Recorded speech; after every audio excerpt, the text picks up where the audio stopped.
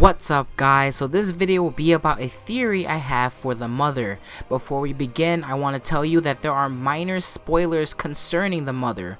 More details about her came out, such as her name and other minor things. So if you're sensitive about minor spoilers, please don't watch. But if it doesn't bother you, I hope you guys enjoy. I really do like this theory. But let's get right into it.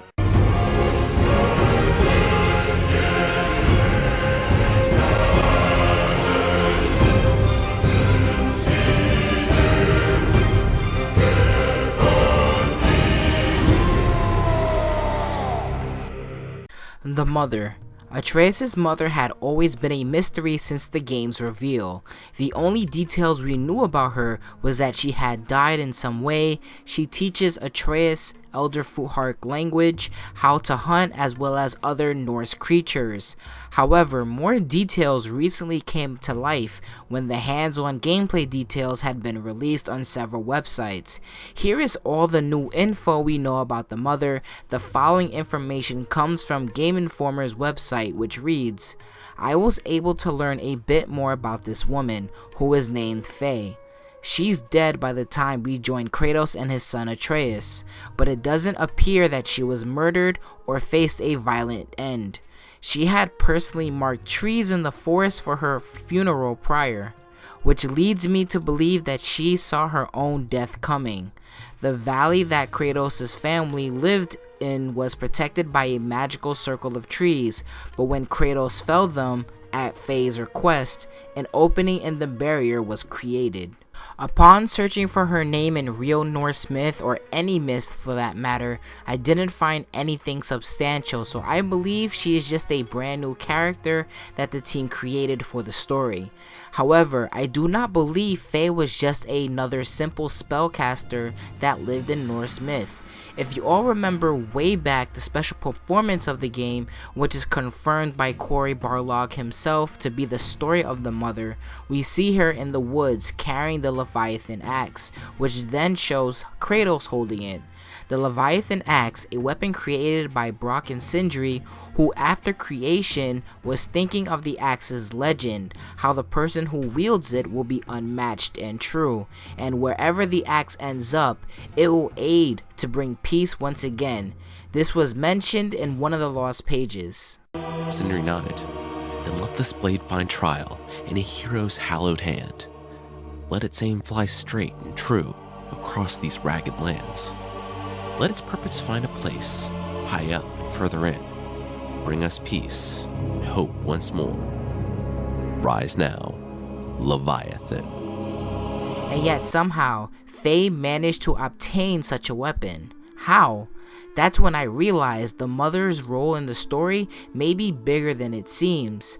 Her death that she saw coming and prepared for, obtaining and passing on the Leviathan axe, may be part of a bigger wheel that's turning the fate of the Norse world, held by a god with a dark past and his young son who has no idea who he truly is. My theory on the mother connects to some of the lost pages. If you haven't heard the stories in the lost pages and want to listen to them for yourself before continuing with this theory, I'll leave links to them in the description as well as cards on the top right part of your screen. The first lost page I would like to mention is the most recent one with Freya and the Aesir-Vanir War, or the First Great War. During that period, the Aesir and the Vanir were battling one another. The war continued with neither side holding the advantage for long, so in order to stop the battles, they needed to work out a deal. Part of this deal was Freya, who was a goddess of the Vanir, and Odin of the Aesir to marry, which Freya hated since Odin of course tried to kill and destroy everything she cared for. A while later, Odin's paranoia over Ragnarok heightened and he became obsessed. Freya wanted him to stop, for now he wanted to destroy all of the giants because to him, that's how Ragnarok could be prevented. Freya thought this was a bad idea, which Odin considered betrayal. Using magic, he banished Freya from Asgard and took away the ability for her to even defend herself. She hoped that one day someone could restore balance and peace to the realms. So what does this have to do with Faye at all? Here's my theory. Freya, banished from Asgard, traveled down to the realm of the dwarves, where Brock and Sindri are, hearing tales of a powerful weapon that could restore peace as she so desperately wanted.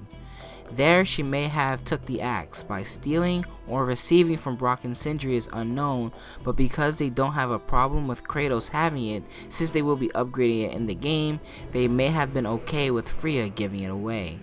They wanted for it to find its owner anyways. Freya, meaning a woman named Faye, may have told her to pass it on, telling her to one day find someone she believes is worthy of the axe. Years later, Faye passed it on to Kratos, knowing he was a powerful warrior. She believed he's the one who will restore peace. However, what would make him journey to Asgard in the first place? Something had to spark a journey to the home of the Aesir. Now, this part of the theory may sound a bit odd at first, but hear me out. What if the mother took her own life? It's crazy to think, but what if the Game Informer article of the hands-on experience said is true? The article said it didn't seem like she was murdered by invaders or had a violent end. She even prepared for her own funeral, setting barriers around the cremation site as if she knew she was going to die. Even making a promise to Kratos and Atreus to bring her ashes to Asgard. Perhaps her death, the promise and passing on the axe set the foundation of events that will lead Kratos to Asgard, where he himself will bring peace to the realms, whether he intends to or not. And if you think about it, if she asked Kratos to do it, Kratos would instantly reject the idea. During gameplay, as the developers have often said, people will ask Kratos for help, and Kratos would instantly reject them.